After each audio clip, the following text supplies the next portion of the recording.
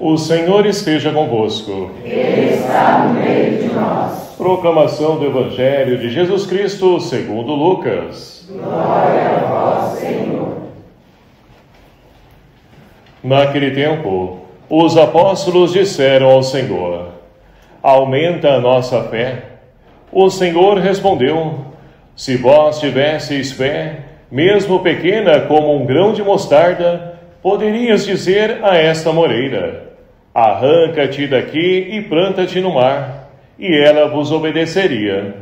Se algum de vós tem um empregado que trabalha a terra ou cuida dos animais, por acaso vai dizer-lhe, quando ele volta do campo: vem depressa para a mesa?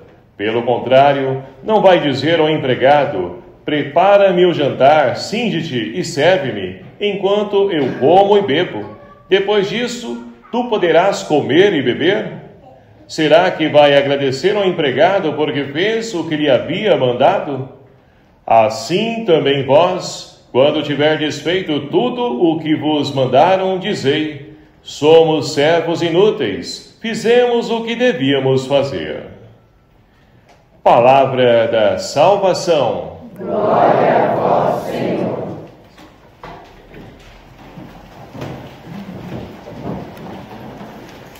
Queridos irmãos e irmãs, louvado seja o nome do nosso Senhor Jesus Cristo. Para sempre seja louvado.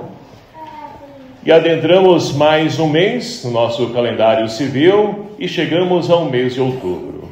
Mês de outubro que também é um mês dedicado às missões, é um mês temático, onde nós vamos refletir e rezar pelas missões. E quando se fala de missão, logo nós então imaginamos algo distante, longe de nós, e não. É algo próximo a nós e é algo que também se refere a cada um de nós.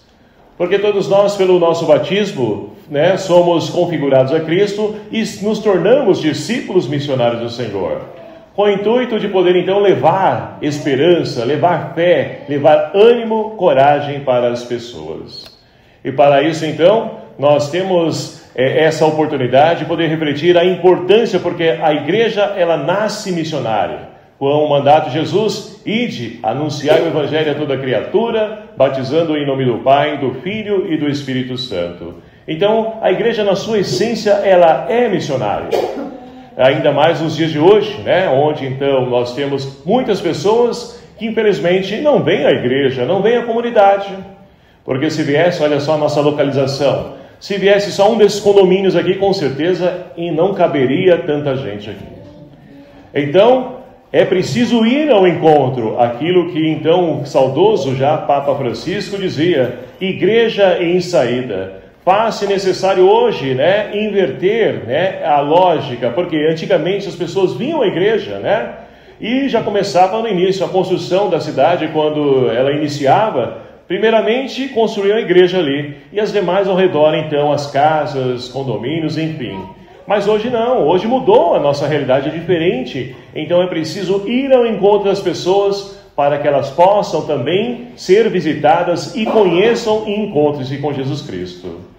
E para isso, meus queridos amados irmãos, nós iniciamos lá no mês de agosto, o nosso mês temático, que nos falava sobre a vocação. Todos nós podemos então refletir e entender que todos nós somos chamados para poder então, contribuir na construção do reino de Deus. Então, entendido que nós somos chamados, enviados por Deus para poder ali construir o seu reino, nós precisamos alimentar da palavra, e é o que nós rezávamos no mês de setembro. A palavra é fundamental, é importante na nossa vida. E assim então, nós chamados por Deus, alimentados da palavra, agora nós precisamos sair em missão para poder proclamar as maravilhas de Deus para tantas pessoas. Seja lá naquele irmão do condomínio que você não conhece, que mora ao seu lado. Eu digo isso porque morei também em condomínio. Olha, eu digo para vocês que poucas pessoas conheciam, porque é só de passagem.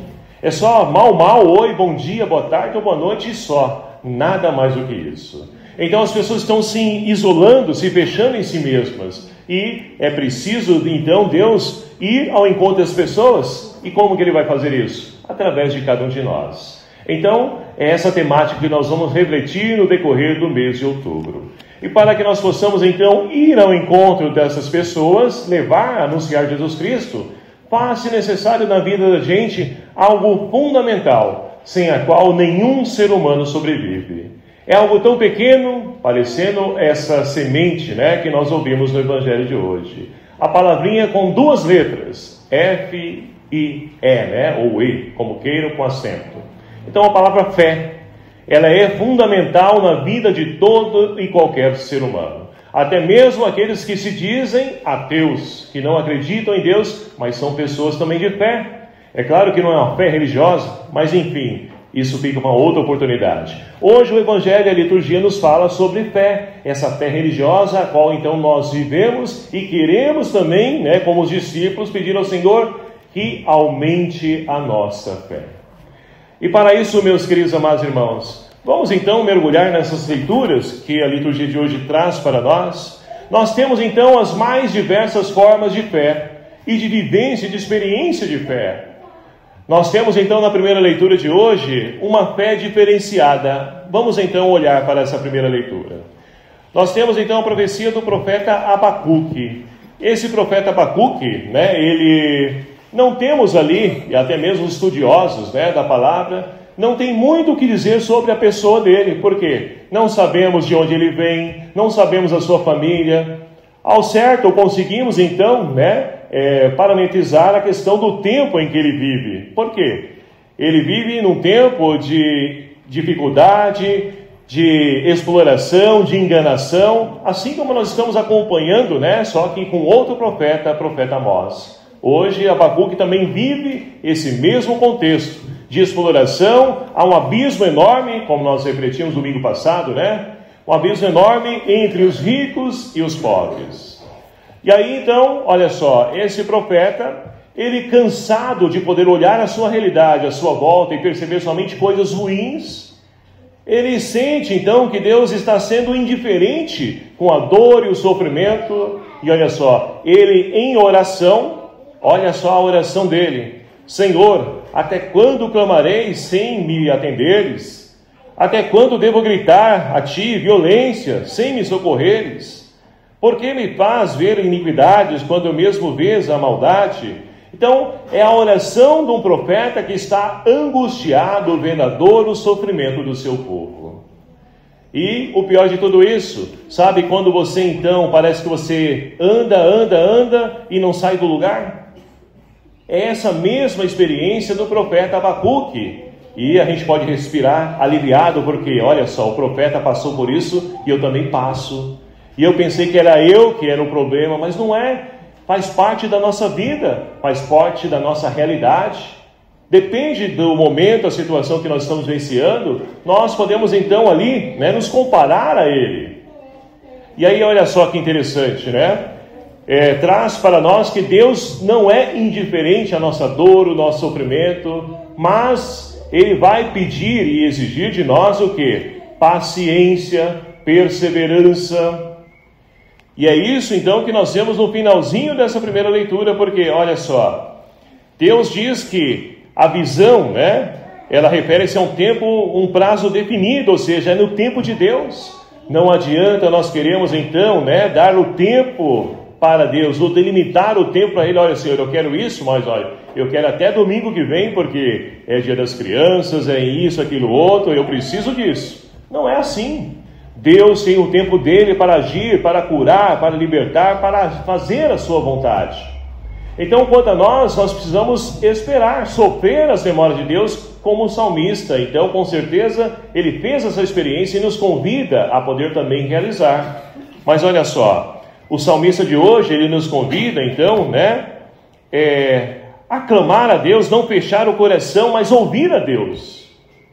Muitas vezes a gente fecha o coração porque está demorando, a gente não consegue uma graça, o problema não muda, aquilo então persiste, e a gente fecha o nosso coração a Deus, a gente então esfria na nossa fé. Então, a primeira leitura nós temos então o profeta Abacuque, uma fé perseverante, sim, que ele que então não desiste, mas persevera, ele sabe sofrer as memórias de Deus. Mas e nós? nesse mundo, nesse tempo onde então tudo é para agora, é imediatista, será que nós também não somos, né? Como muitas pessoas que querem as coisas, a resposta para agora?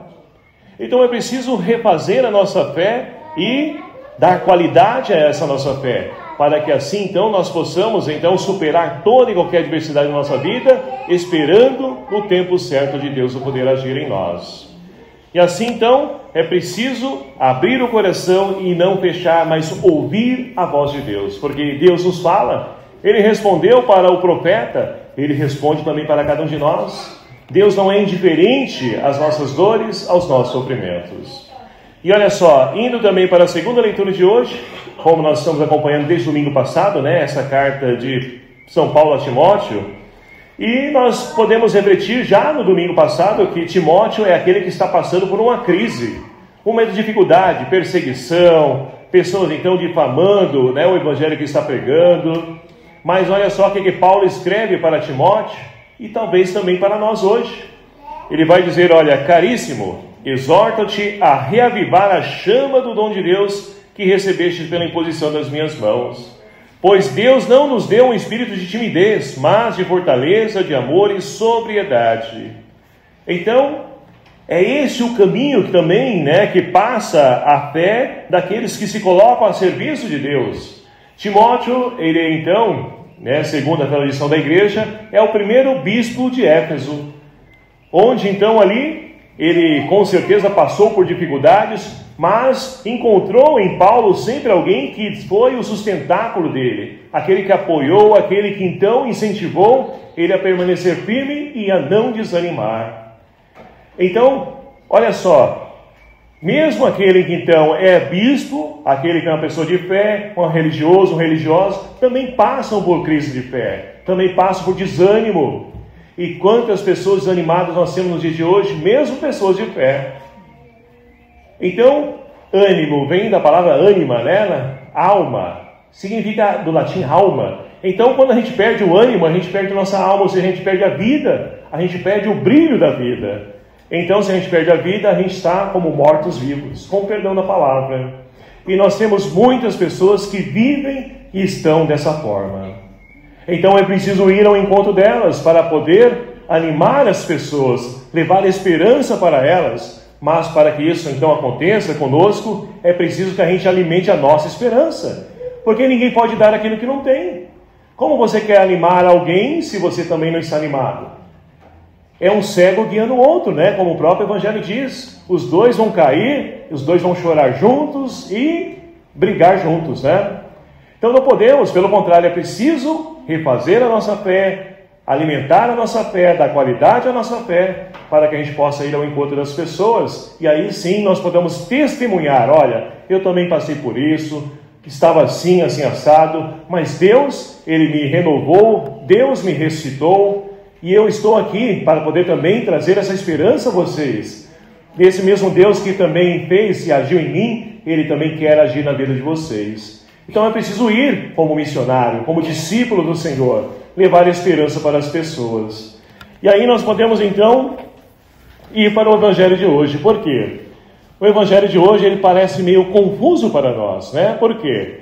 Olha só, nós temos então Jesus que continua sua caminhada rumo a Jerusalém, onde ele vai se entregar, né? Por amor a cada um de nós, vai ser crucificado, morto, mas que vai ressuscitar.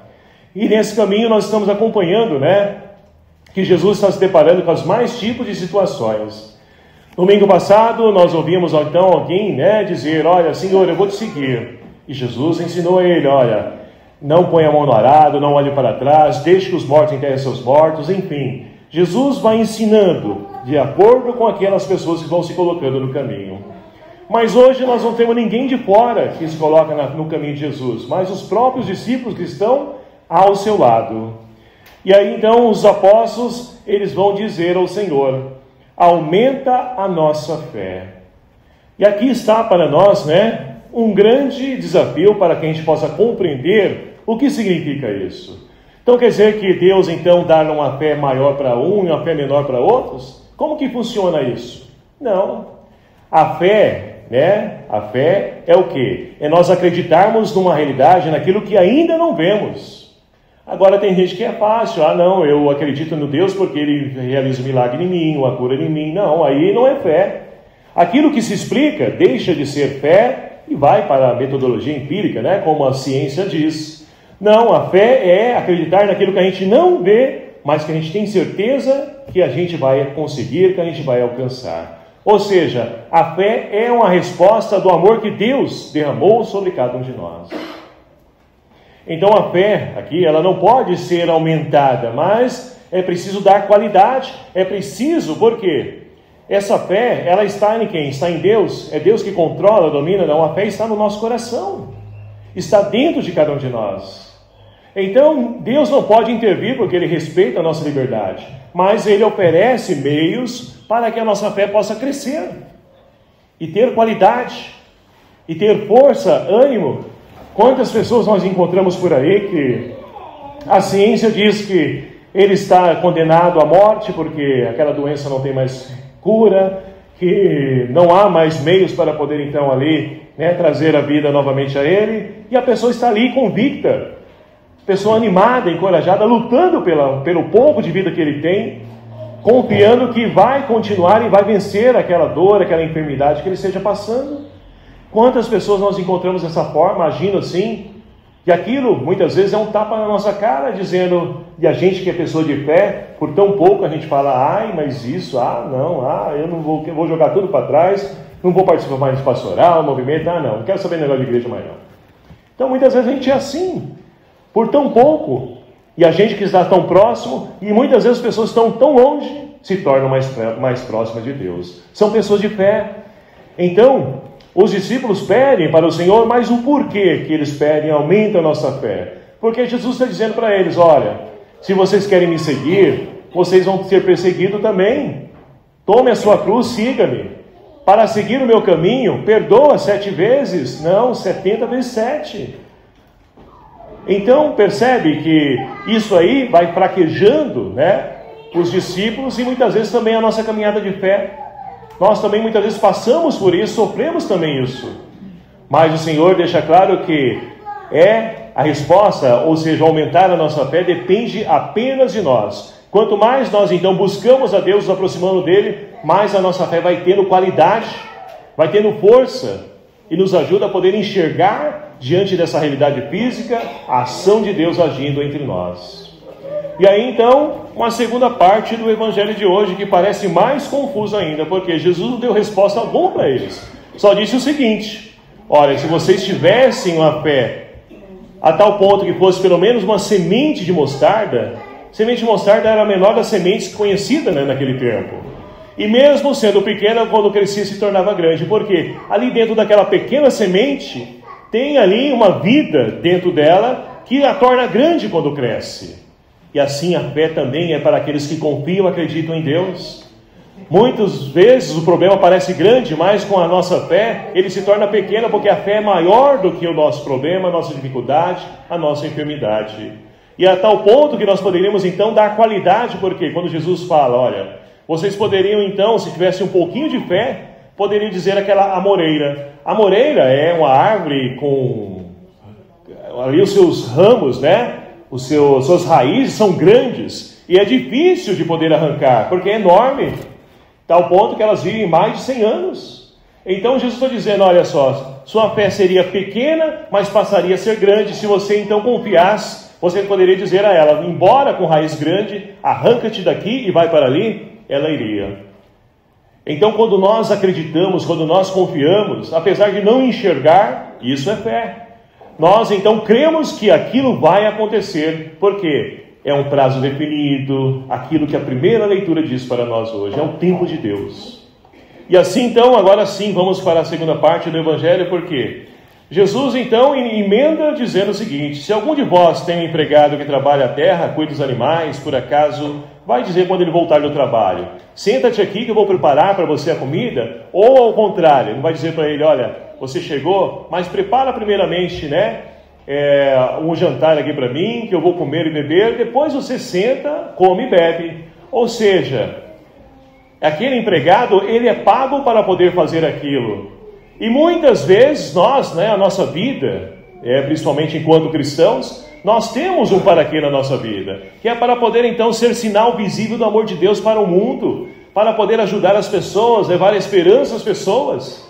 E não é porque nós fazemos aquilo que nós viemos para isso, que nós precisamos então, viver com tapinhas na costa. Nossa, que maravilha, que bonito, nossa, que reflexão, nossa, que isso, aquilo outro. Não, eu me ordenei para isso, e estou fazendo somente aquilo que fui ali, escolhido, fui chamado para isso, estou fazendo, estou correspondendo.